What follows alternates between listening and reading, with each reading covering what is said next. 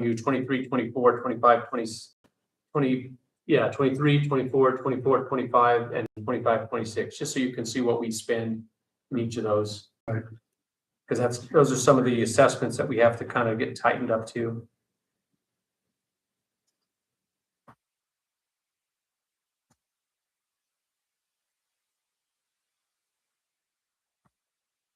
I think going to the current rates on the PowerPoint is probably the best spot to go to.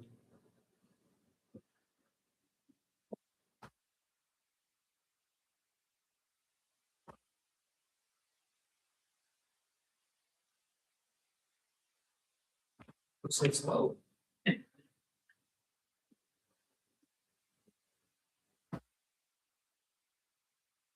Want the clicker? Oh. Rates. We can try. And then that's back in. There's a back in. If not, just let us know. We'll do it.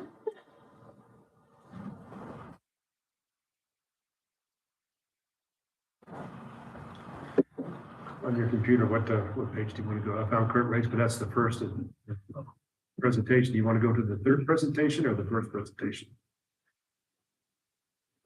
Let's go to PowerPoint and just go down to. I think of how I want to present this, just to the water rates on the first presentation. Page 13 of the document, page 11 of it. Page 13. Back.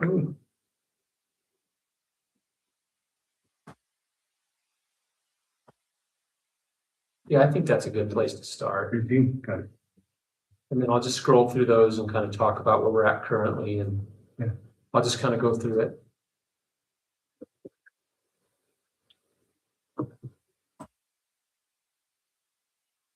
How am I going to survive without my glasses?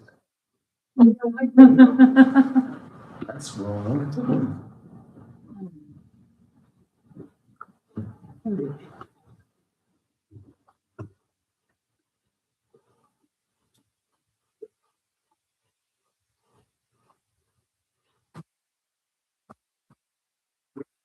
Okay. It's going to show up. Are we live? Yeah. Great. Good evening, ladies and gentlemen. Welcome to a special meeting of our water and wastewater rate study review. This is a public input meeting. It is March 25th, 2026. It is now 5:30 p.m. Excuse me, and Ms. Torres, would you take roll, please? Honorable Ralph Heffler, Present? Honorable Destiny Mitchell, Present. Honorable Chaz Klein, Here. Honorable Ingo Hopner is absent. Do we have Commissioner Forster on the phone? No, she's not. Okay, and Mr. Mayor, we have a quorum. We do have a quorum. Thank you. All right, and like I said, it's now 5:31. I call the public meeting to order at 5:31. City's water and wastewater rate study to provide an overview of how water and wastewater rates are developed. We're going to allow Manager Whitehead to present the study, and then we'll open it for discussion and public comment. Please note that we are live on YouTube, so it is being broadcast citywide or statewide or wherever, internet-wise. So thank you. Manager Whitehead. Mayor Pro Tem, members of the commission, members of the public, it's good to be with you. We accepted the rate study in January that was presented to us, and agreed that as we move through this process, we would take more public comment. We would try to have some public meetings, work to understand what we need to do. Do we need to raise rates? Kind of overview of the process. So what I would hopefully say today is just really kind of a casual meeting today to kind of take in what I think the rate study tells us, how I think we should approach it, what the weaknesses are, what the opportunities are that we have, kind of put some numbers on. I think we could look at the report. It's a lot of pages, obviously, but the consultants, in my opinion, did a really good job kind of understanding what we have been doing, kind of what our net costs are. And so the biggest item to take would be, what percentage would we want to raise rates I think that's an easy one to look at. You can go, you know, their proposals were two styles, either raise three opportunities, really. Stay at a 3% rate, which is what we currently do. Our rates every year, they're going to go up at a 3% click for the residents, a 5% for the consumer, or do we go to a 6% rate increase with an 8% on the consumer side? That was obviously the recommendation from the consultant to accomplish what the target was. I think it's fair to assume that for all of you that have been doing this for a while, your focus has been on the debt. The debt service seems to continue to mount. We have 3 current loans with the USDA. That seems to be the program that brings us the most debt. They require, you know, somewhere between 30%, one of them's 40% on those particular debts, and those payments are high. So we're going to talk about that when we get there. So let's start here. Just take a quick look, a quick overview of what we do currently today. You can see up on your screen, you have the current city water rates. Let me scroll down to it here. Right now, we charge a rate of $19.48 to every resident. That will go up by 3% next year. What that does for the citizens is that puts water at your door. We're going to charge you a base fee to say, whatever you want to do with the water from this point forward, we're delivering it to you, and we have a cost to do that. What I've learned from the electrical side of the house is you really ought to assess that fee on really what your flat costs are, not really to grow the system, not really to buy capital, not really to pay debt, but what does it take every day to make sure that the citizen or the business has water at their door. That's kind of what that base service fee should be. If you look at the list here, you can see we charge everybody exactly the same fee, whether you're a commercial customer or you're a residential customer. Only an industrial customer pays a higher amount here for the monthly billing. The next thing that you would be looking at is called the volumetric rate. That's what we would charge a consumer then that uses. So we charge you $19 to have our water. If you do nothing, you're going to pay us $19.48. In our volumetric side, we allow you up to 2,000 gallons. And I think I understood from the consultant and communications with the utility director, that was in relation to saying the rates on the base rate had kind of gone up so significantly. They wanted to find an offset, and so they allowed this to be where you would get 2,000 gallons for the $19.48. So if you're really solid in your water management, if you're very conservative in what you do, you effectively could get water from us for $19.48 a month and keep it under the 2,000 gallons, and you'd be okay. Then we move up, as you can see, we start charging by 2,000 gallon increments, anywhere from 2 to 7. You're going to pay us $3.41 per 1,000 gallons. So, right, if you use 3,000 gallons, right, it's going to be $3.41. If you use 7,000, it'll be $21 or $22 and some change, right? I'm not adding that fast tonight, but that's how it goes. So you would click up per $1,000 on usage. So effectively, we're charging everybody the same base rate, and then we're collecting money based on your use. One of the things that we learned from the consultant is that systems across the country try to use volumetric charges to create conservation practices, right? The more you charge for the water you use, hopefully the more the resident or the user says, I better conserve water. The cheaper it is for the water, the less that they're likely to take that. So that should be something that we take into consideration. Moving on to wastewater. You can scroll in. Oh, I'm in control, huh? Forgot about Can I that. ask a question about the volumetric rates? Please. So we're starting out at between $2,000 and $7,000 at $3.41. Now from 7 to 15, we move to $3.86. Correct. We don't go $3.86 from 2,000 to 15,000. No, that's correct. It's broken apart. That's correct. You're going to pay $3.41 per 1,000 gallons of water up to 7,000. And then the system then goes, okay, now I'm going to charge you $3.86 per 1,000 gallons for everything over the 7 up to 15. Right. And then it's going to go up to the 4. So our system is always calculating that new rate as you go up, right? And you can see the cost gets higher and higher, i.e. that was an idea to try to create conservation. Great, Thank you. But yeah, it doesn't take up the whole bill. Okay, and then in wastewater, you can see again, we kind of charge really pretty much the same fee, the access fee. Wastewater is a little bit different. There's no way to really measure, so you don't have a meter at the end of your property calculating it. So we calculate wastewater off what your water usage is. And then it's capped for the residents. So you're only going to pay us so much limit on your wastewater. I think that's 7,000 gallons is the top. I could be wrong there. But you're not going to pay for every gallon of water you use. As a resident, we kind of calculate it. We do a calculation in the winter months so that we can figure out what when people are using less water, we kind of set the baseline, and then that tells us what your rates would be to set for wastewater. But it's absolutely tied to water. If you have a water meter on, you're going to pay the city for wastewater.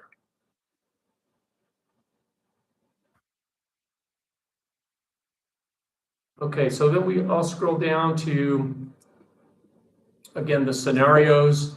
Scenario 1 would say stay status quo, just continue following the CPI.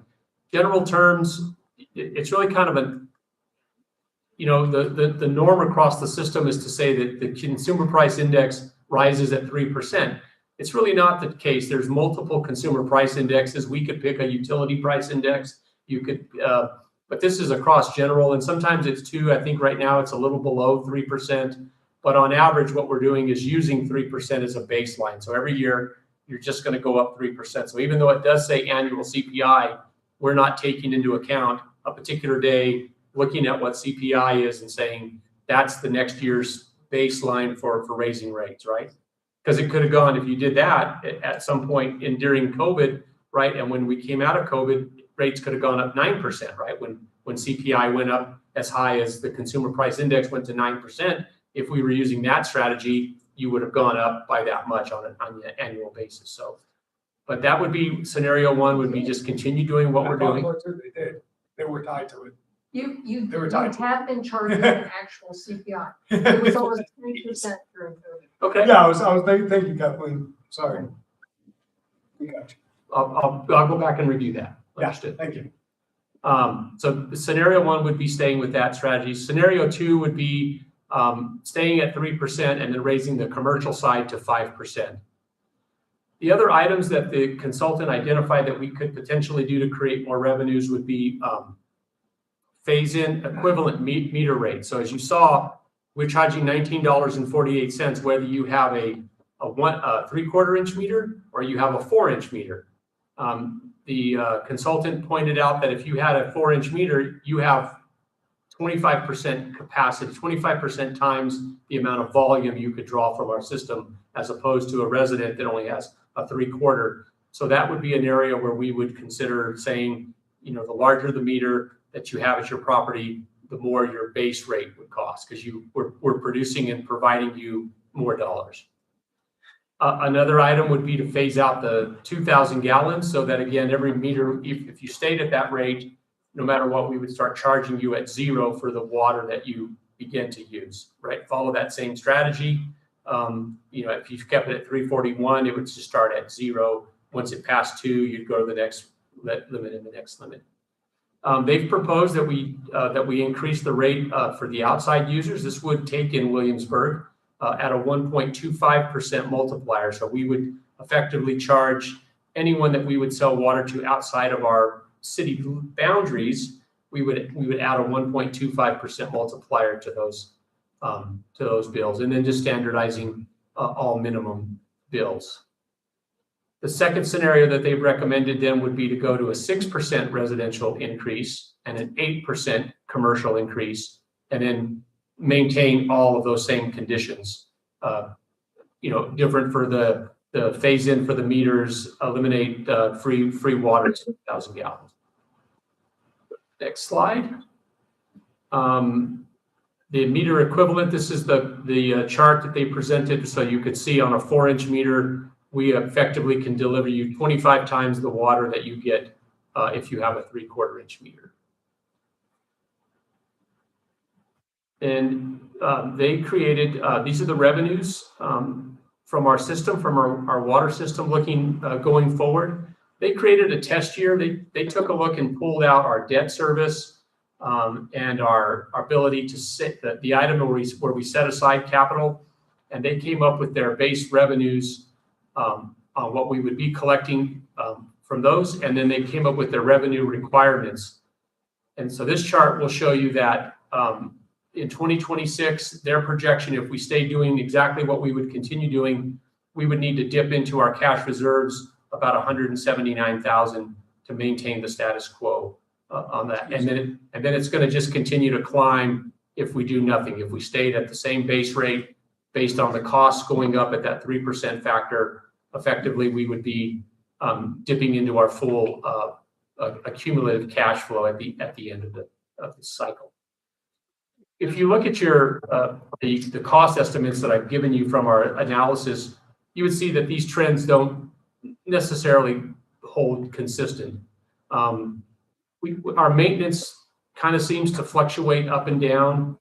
There are costs, our labor costs fluctuate as we struggle to keep a full staff on. So you would have years where, you know, right now we're two positions short. You have times when you don't have everybody taking full complement of PERA or health insurance. So there are fluctuations that would go with that. It would be staying fairly consistent.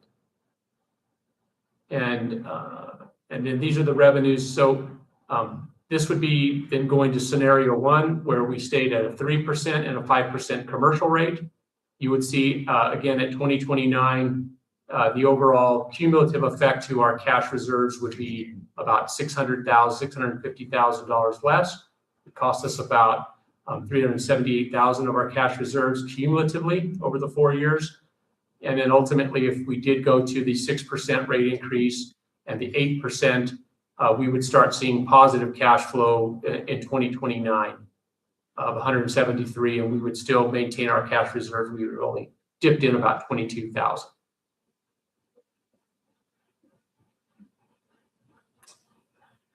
So with that, Mayor, I would stand for any kind of questions on the basic concepts of the rate study. Okay, commissioners? As far as like we can potentially get a big red.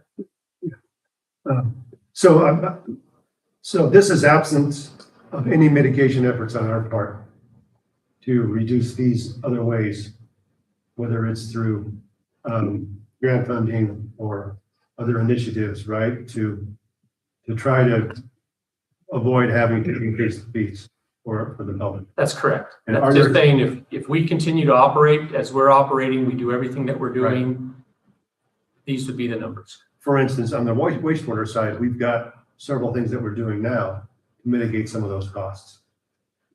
That's correct. If we get to the wastewater side, And if I'm out of turn there, we can do that later. we could do that later, but we can do it now. You brought up the question. I mean, it's Okay. On the wastewater side. Wish I could get to the debt service. The debt service on the wastewater side is about 100,000, 107,000 annual. We don't have a lot of debt service on that side.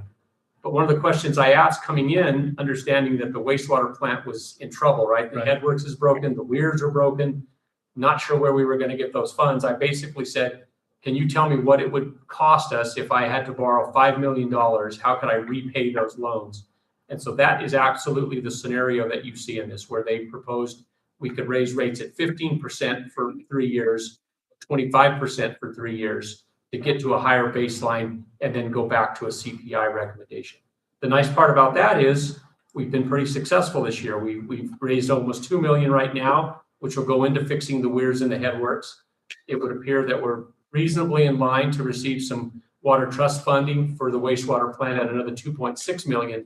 If we could get those two pots of funds, effectively the wastewater plant could be back in pretty healthy conditions for, I keep saying 10 years, but if the headworks is functioning, it's going to function forever. If the weirs are doing their job, we only need 2. We have a backup system. And so we would just be effectively looking for a place to, get to new technology for what we call the racetrack, the biofuel in the future. So, we would be pretty healthy with that. And so we could get by without having an increase there.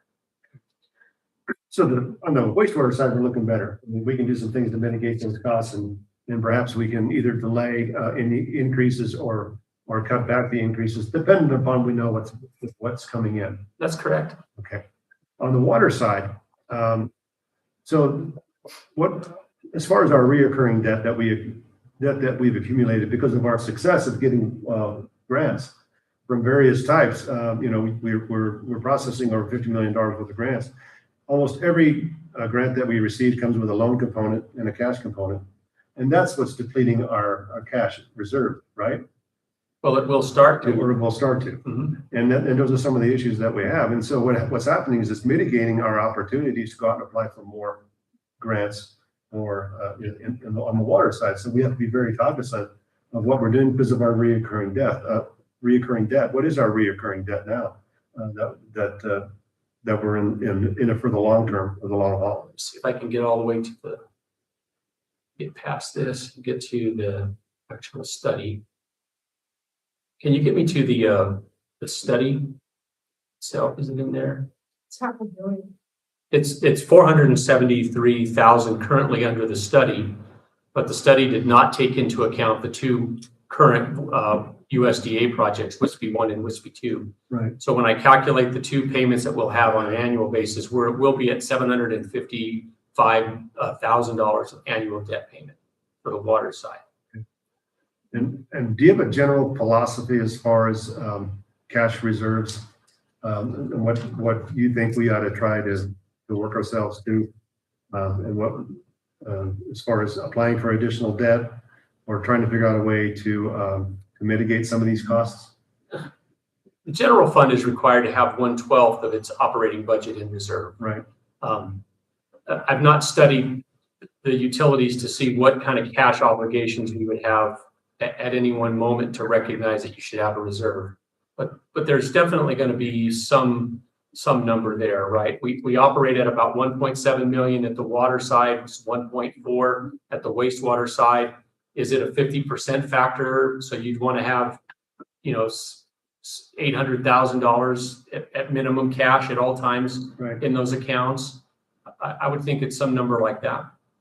Okay. And the other philosophy part is that we just want to run this as a business, right? We eventually want to get to the point where we're at least breaking even, and breaking even means we're paying our bills, we're buying our equipment, we're paying for our equipment, and we're not having to dip into other funds or other to augment the water department or the wastewater department. Is that okay to say?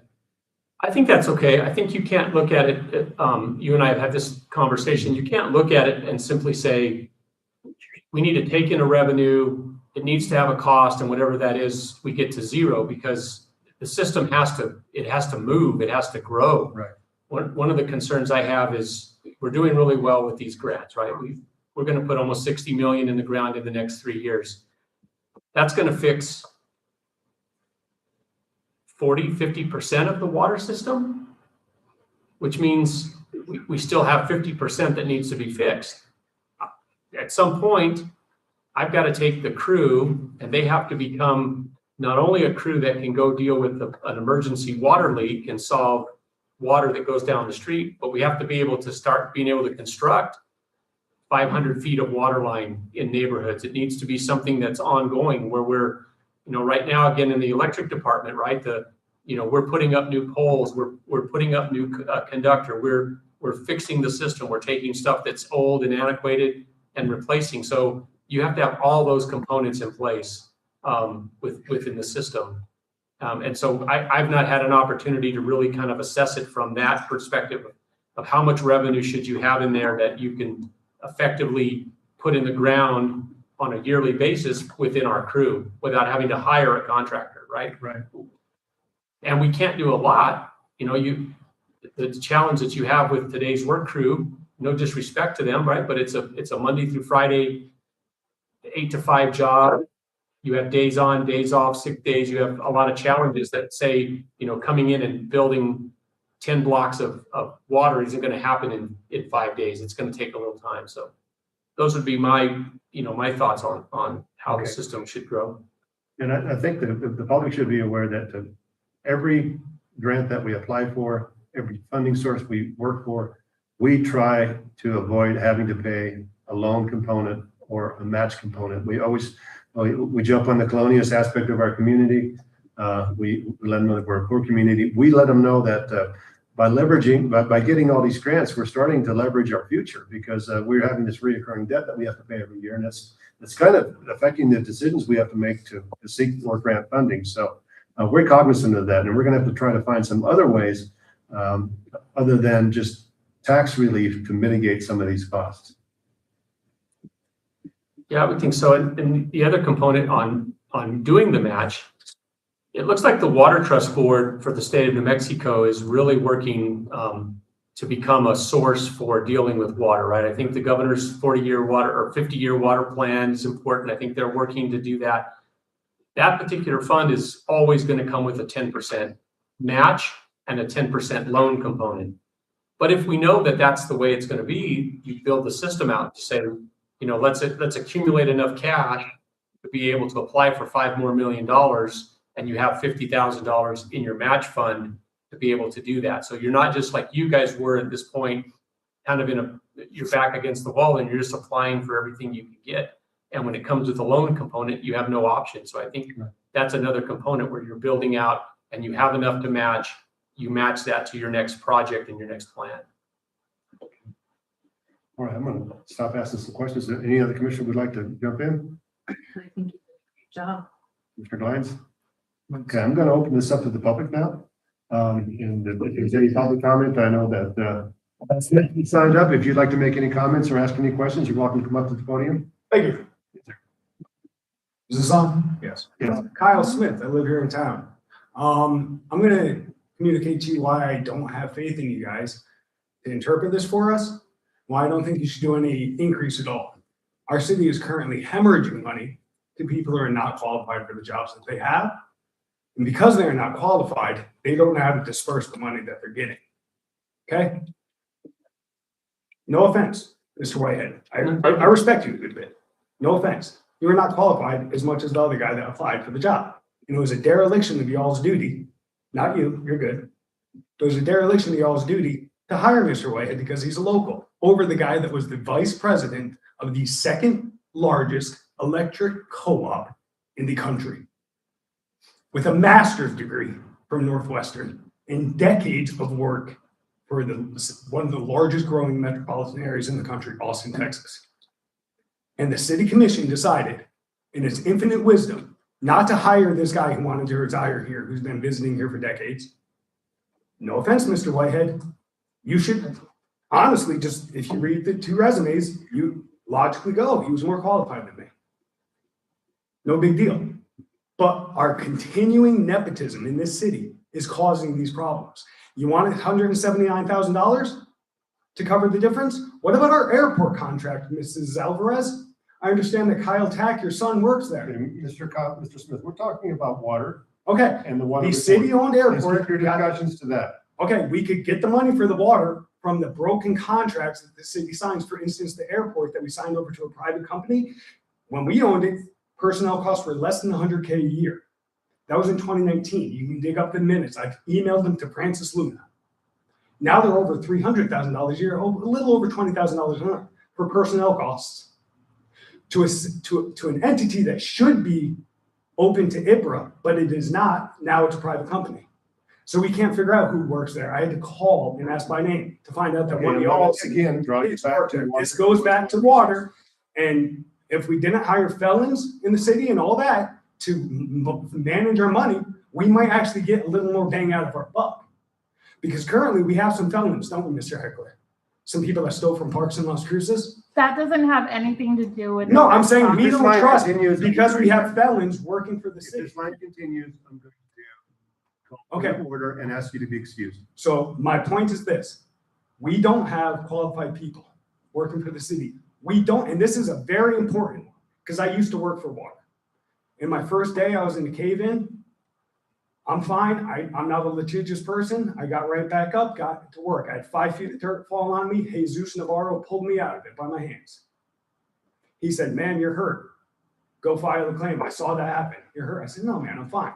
A month later, I saw a guy almost die on a cave-in by Pelican Spot. A slab of pavement twice the size of this table almost fell on his head. Would have killed him right away. 3 a.m. This is very important, and it is not personal. Jamie Foreman, I'm sure she's a wonderful person. When I started with water, I was told that to get your operator license, it's an apprenticeship under an operator. It's not a blind rote memorization test. And to put her in charge and give her the books and let her pass those tests. Mr. Smith, I off of feel rote memorization while not doing the work, Study. he's putting the men in that. Mr. Smith, In that find your comments to the rate study. I'm going to ask you to be excused. that is the water department, and the water department is in charge of Study, sir. keeping the wastewater. So how do I know that the wastewater plant, there's nobody capable of actually ascertaining what needs to be done there? Go ahead and cut them. Okay. Okay? So if we could actually have some qualified people, that would be tremendous. And I know I was talking about the water department, and you all don't like to be criticized, so you're gonna cut the mic off and all this, Not the- but that is entirely, yes, because you're talking about what the wastewater plant needs in terms of fixes, but you don't have anybody qualified there to make that determination. So what I'm saying is, let's hire somebody. You want us to call Yes, the if I PD? can. Yeah. Thank you, Mr. Smith. Don't thank me. You insulted me. I was being sarcastic. I figured you were. And your son is the one that Thank you. got arrested for stealing. Right, thank phosphorus. you. Thank you. Hey, Felons running our city. Thank Felons, criminal cartel. All right, you cut the mic back on. Okay. Apologize for the interruption. We'll reconvene our meeting. Is there anyone else from the public that would like to speak? Yes, ma'am. I didn't see the sign up. Well, that's okay. yeah. I'm not a required sign. please. 708 Olivo Village, Williamsburg. So this, where are my questions? Oh, okay. So, but most of my questions revolve around, I've been trying to track for years, the engineering studies. I think in 2019, we had a major water engineering study, and city manager Swingle at the time said, "This is our blueprint." So I can't figure out where we are in that blueprint. Because, it just seems like there's been years of neglect and there's been no estimate of how much it's going to cost to fix it overall and how long it's going to take. And, so when you do these rate increases, there was a 50% rate increase in 2019. And then it went to cost of living increase. That was in the 50% increase was in October, I think. And then in July, they instituted a cost of living increase right away on top of the 50%, within half a year, a little more than half a year. And I think that first one was COVID, and it was almost 10%. And then it was almost 6% in the next year for cost of living. And then I think it was 3%, and then I lost track. So and now we're talking about the worst case scenario for wastewater is 25%, significant, but they've gone up 5% every year since at least 2017. Okay, so, the people, I think, should be able to gauge if there were a master plan for water and wastewater and roads for fixing the crisis, because we've been in crisis for 7 years now. We've had massive leaks since 2019, maybe before that. So we've been in crisis mode for 7 years, and there's never been an overall picture, a master plan given that estimates the overall cost and puts it in a timeline so that you can even figure what grants you need, how much you need in your rates versus tax, you know, a geo bond versus, you know, likely grants given. So that's what I've really been looking for years now. And I've been asking for it too, at the mic, in articles that I've written, and, you know, to Mr. Whitehead and past city managers. So here again, we have this rate increase, and there's no end in sight, and there's no overall picture, and there's no plan.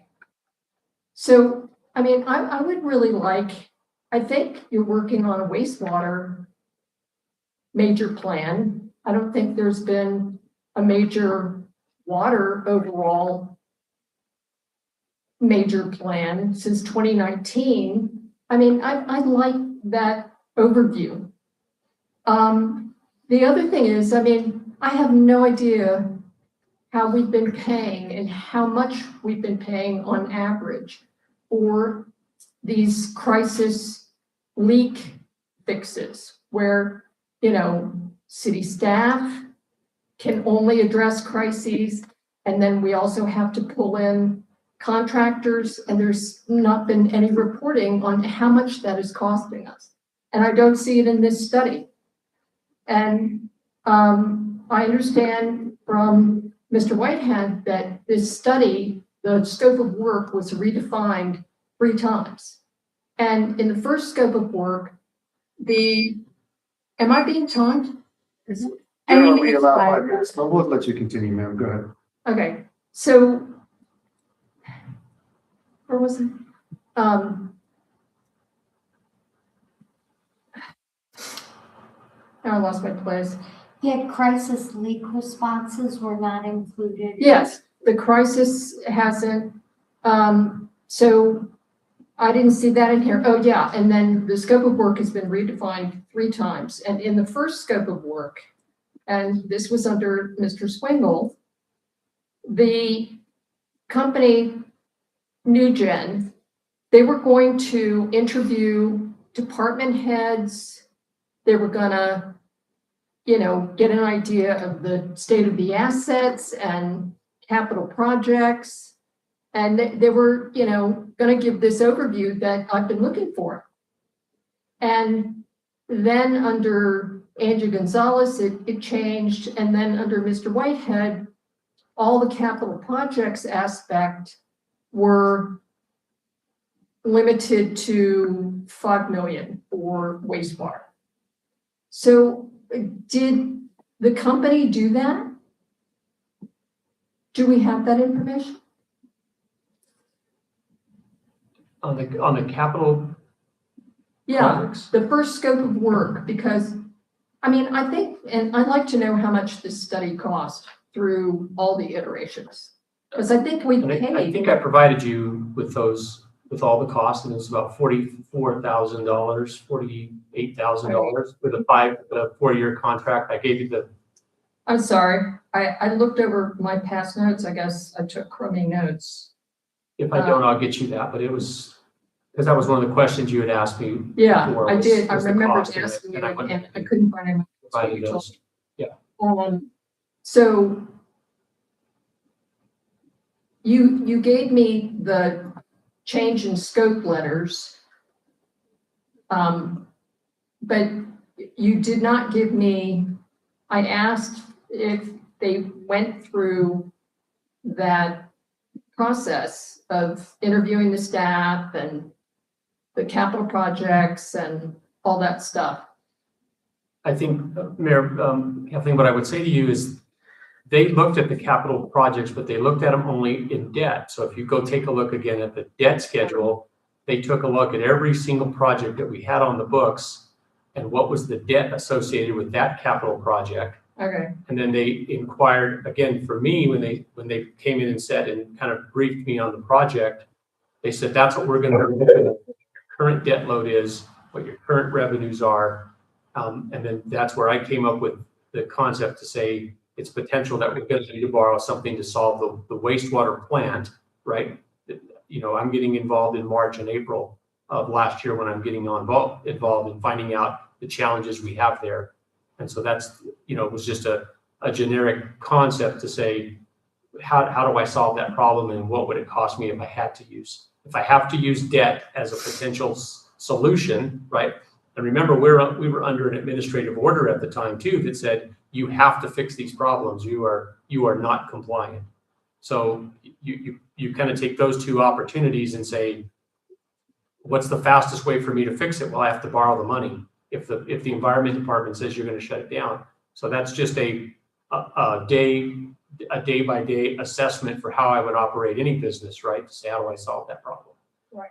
I think part two to look, I think it's unfair to say we don't have a cost for what we're spending to fix these leaks that pop up, because we do that in the budget. We do that within our confined budget. So I pay staff, so you could go take a look at any revenue, any year expense, and you could take a look at what we buy in under the line item. I apologize, I should put my glasses on. You know, non-capital items or field supplies. That's going to tell you what we're spending to buy parts from our suppliers to send the crew out.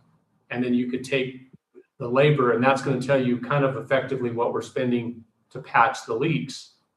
And I would say then I've got to go take that budget and figure out how do I convert that from a patching system to a repair system, right? So that I'm actually going out and extending water lines from the main to the meter versus just patching that and moving on as quick as I can. So those costs and so that's what the consultant would have looked at and said, you know, not looked at us and asked us to show us the account where we paid for that, because it's all within what we generate.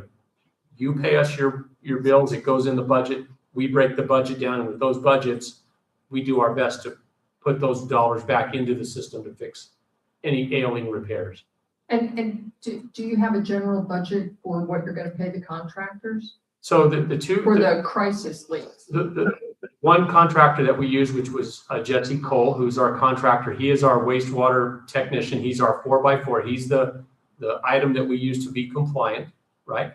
He's charging us somewhere between $300 and $500 per leak repair that we have within that. Yes, if you go back and look at the contract we just awarded him, we're paying him $75 an hour plus a reasonable. So if I gave him a list to repair, like we did in December, 15 orders, he came back and said, I can fix those, and it was, you know, $5,000 or $6,000. So it's not a significant, like $8 million for what you know, J&H or Smithco would be doing. Again, So it's cheaper than Smithco. well, I think it's a little bit cheaper than calling them to do those type of repairs. Absolutely. Okay. And it's quicker, right? He's a smaller, nimble crew, and we only assign tasks that would have been, you know, what I would call small water leaks, right? And unfortunately for us in our system, we have to evaluate if we pull up on a leak and it's flowing down the street. I'm usually calling in and saying we need to get here and get this fixed. If it's seeping down and it's 200 feet down the road and it's been running for a few days, we can say let's call in for locates and put that on a schedule. And that's kind of the way we try to manage ourselves through to keep the crews going. So with these increases, which have been significant over the years, what is driving the cost even higher? So I would say, first of all, and I know because I've had the pleasure of sitting on state boards that also assess, there's not a board that you go to that doesn't ask you, tell us what your rates are. So I think it's really unfair for the public to assume that this is a truth or consequences only problem that we want to raise rates. You cannot go to any state board that sits on a board of commissioners that are going to grant us money that do not ask us, when was the last time you did a rate study and what are your current rates? And I would only assume that when this water leak problem started and the manager at the time, Mr. Swingle, was out trying to raise pots of money, that they were looking at those rates and saying, your rates are, if these are our rates now and they're still low, in It was 2017 and USDA, 18. it was USDA RD that. That's right. And the USDA, they have a baseline cost, right? These are things that you just can't share with everybody because it doesn't make a lot of sense. They have a baseline cost that they look at an average rate per system. And if your rate is below that average, they're going to say your rates are too low. And if you want to borrow this money from us, you're going to have to raise your rates to be in compliance, because the USDA, even though it's a government organization, they're lending us the money. They are a bank. The documents that we look at and review and sign on these, it's a bank. And so those that I would have to see, I have to go back and look. If that was the case and they were raising them, I would still say they were probably not raising them based on CPI. They were probably raising them at a rate to try to get current. So Yeah. USDA would say, oh, you've met the threshold and now we'll start moving forward to. It was USDA also So- that instituted the 5% Yeah. a year sewer increase. You know, again, we presented at the Water Trust Board last year for this code, and question 1, 2, or 3 was, tell us what your rate study is. And we were able to say we are in a current rate study and would propose those. So Okay. Funding and grant agencies are not going to help us if we're not going to help ourselves. So we have to increase rates regularly. They have to be market level. Kind of market And driven. you have to do regular rate studies. You'd have to do something within some cadence that said we're trying our best to keep up with it. If we implemented a plan off of this rate study would last us 10 years, right? We would say we had a 4-year plan to get to this threshold and we're continuing to raise on it, but it would not be unreasonable to say in 4 or 5 or 6 years, we should contract another $50,000 and go get another rate study to come and make sure that, again, I would say, you know, I'm not an expert in every single field that I come across, but I'm going to hire somebody that can give me a baseline data that I can understand and say, I should implement these things along these lines. It's the same thing with all of our projects, right? Every single project we build is built by an engineer. We're paying considerable money that we get in trouble for, right? You pay too much for engineers, but we're hiring the experts to come in and assist us and make sure that we are building out a better system for us across the board. Okay, so did this study look at, say, the USDA market sort of? No, not at all. Again, this study looked at what are we charging today? What is our revenue that we're bringing in the door? What's the rates that we're charging? What's our debt load? And what's it going to take to get ourselves to be a positive cash flow under those normal conditions? So they didn't assess, like, you know, if you change and want to add more debt, or you want to add a different department, or you want to add 10 more employees, or you want to, I didn't ask them or didn't assume I wanted that information. I wanted to say, what am I doing today? What's the revenue? And how can we cover and pay for this $750,000 worth of debt we're fixing to have? And at that point, it was only 473, right? Fairness to the study. How do we pay for that? And paying for it one way is by raising rates.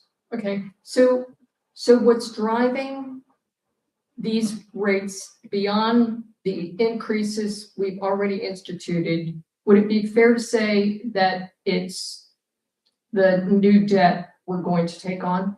I would think 100%. That's my primary focus, would be how are we going to be able to cover that debt load that we're already under? Okay.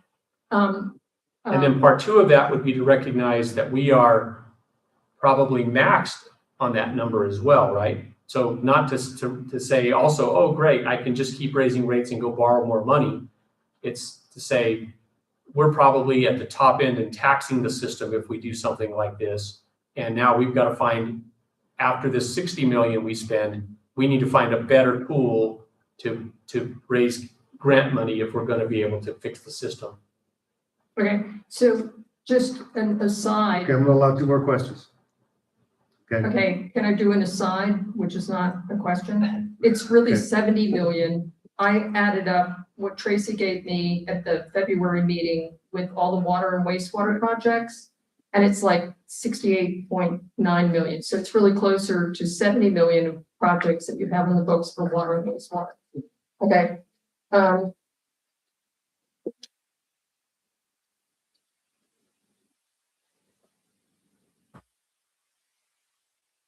Are you going, will the city ever present an overview so that we know where we are to fix, like you said something earlier, that once we get through all these $70 million worth of projects, we're gonna be at 50%, around 50%? So we're facing another, don't we have about $120 million of What I could do, Mayor, engineering projects? Mayor Pro Tem, what we could do, because we do have a water study, right? I think, again, Kathleen, it's unfair for you to say that we don't have a plan. The city did adopt this plan. It was created by Wilson. Wilson is working that exact plan and that exact strategy. But I think to your point, I probably got to step back for a minute and go look through that report and find and say, we've checked this box or we've checked this box. I can grant you that to say, yeah, that's probably a reasonable step. But, we're in the forward and trying to get the projects done. But we have a plan in place, right, which identified that the overall cost to fix the system would be about 120 million. That was in 2017. So that means if you take reasonable estimates, we're probably at 150 million. And then I give you that assessment by saying this. The critical water line project that we're going to put in, which is around $17 million, should replace every water line and every meter in what we call the steel streets, from the Veteran Center all the way to the boundary of Williamsburg. That's what the map shows. New water lines, new extensions, new water meters, new fire hydrants in that entire area. Then the water projects that are going on now are bringing main trunk lines in and putting pressure relief valves everywhere else throughout the system. So if you just look at the map and you take all the streets that don't have a water extension through them, you can pretty much come up with a reasonable ballpark percentage where I can say, we've probably got 50% of the city covered and the other 50% we've not looked at from doing a water line extension. But the main work is creating a new loop and a new main foundation system that we can start connecting to and then building projects off of. So that's where I'm coming up with that 50%. And that's just looking at a map with colored lines on it to say, it looks like we're going to get, with this first 60 or 70 million of water projects, we're going to get somewhere between 50% of our water. I think it'd be fair to say that once these projects are in the ground, that we're going to have to make a reassessment of if we need to spend the other 50 or 60 million dollars. We'll have to reevaluate where we are to see what's left to be done. I know we're going to try to do the worst of the worst first, right? And if we do that, then we'll make another assessment after that's completed to see what's next. And perhaps it won't take $120 million. We don't know. Perhaps it'll take more. But if we tackle the worst of the worst first and in line, I think we'll be okay. do you have an estimate? You just did it for water. What about wastewater? Well, again, as you know, last year in Colonias, we received a $200,000 grant to do a PER. And the mayor's position was, we've taken care of the water to you. Now we have to solve the water coming back to us. Right. And I think that we'll know as soon as we get that PER done, kind of what those costs are. When do you think that'll be done? Well, we're ready to go. The funds are in. I mean, we would go to bid here pretty soon on that. But to be fair, I'm kind of looking at each other. We really haven't sat down and said, okay, let's get the PER out to bid. We've been focused on WISP 1 and WISP 2 and kind of. I know.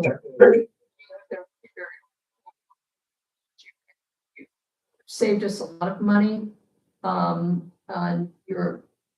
You've been quick on your feet and your planning and strategizing has been terrific. I really am grateful for you. Well, I'm appreciative. It's a team effort, and I really do mean that. Everybody steps up to the plate, and the work was done. I just, You know, I'm just driving the car right now. That's it. Well, I mean, COVID and construction costs threw a massive wrench into this. That's all I need. Thank Thank you. you. Any further public comment? Having none, I'll close the public portion of our meeting. Any further comments from our commission? Any final closing comments from you, sir? Do you want to finish the report? Well, thank you. Well, what I would say, Mayor Pro Tem members, take a look at the budget numbers for the last 3 years. That'll give you a really good, that's a real dollar. That's a cash projection of what we really spend. I think it's reasonable to say that this year for the budget, we will not be recommending a 20 or a 15% rate increase for water, for sewer. I think I'm feeling very confident that we're going to receive the money we need. So the sewer should be, you know, surviving on its 3% cost of rate should go. I feel like after kind of restudying, reevaluating, I think that we ought to look at some of the components from the rate study, you know, i.e. charging different rates for different meter size. I think that's one way that we would be more consistent. I think charging in a couple of years for the water that we use might work. And so we might survive at 3% and go to 3 and 5 and pick up a little more from the commercial customer. We have 500 commercial customers. We have just under 3,000 residential customers. So again, even if we do raise rates a little bit on the commercial, it's not going to glean a lot. And then we just have to start looking. Part 2 of that then is, you know, can we be more cost effective? Sure. But I think we've got to figure out that third piece, which is how do I build a system that allows us to construct lines from our team? How can our water crew go out and build a couple thousand feet of water line every year? Because that will save us in the end too, where we can start taking 10 city blocks and solving our problems. So I think it's a work in process, and we should have one more hearing as we come up with what we want to feel like we should charge for the budget. We could do that, and certainly I'll take the time to look at the PER and evaluate it against where we are. I think our engineer could help us. He'll really help me kind of put that together. We can definitely do that. Yeah. Thank All you. right. Thank you so much. Thank you all for your participation. In conclusion, I think I want to say one thing. We're all water users too. We all pay city bills. None of us are rich or millionaires. We get by, and we don't want to raise rates on ourselves if we can help it. You know, we're all in the same boat, so to speak, in that situation. So we're going to work diligently and hard not to have to raise rates, but we want to run the city like a business, so that it runs smoothly, that we have the tools that we need for our staff, and that our staff can serve the public. I think that's important. So we'll be cognizant of that, and we'll work toward that end. And with that, I'm going to call this meeting adjourned at 25 p.m. Thank you very much, folks.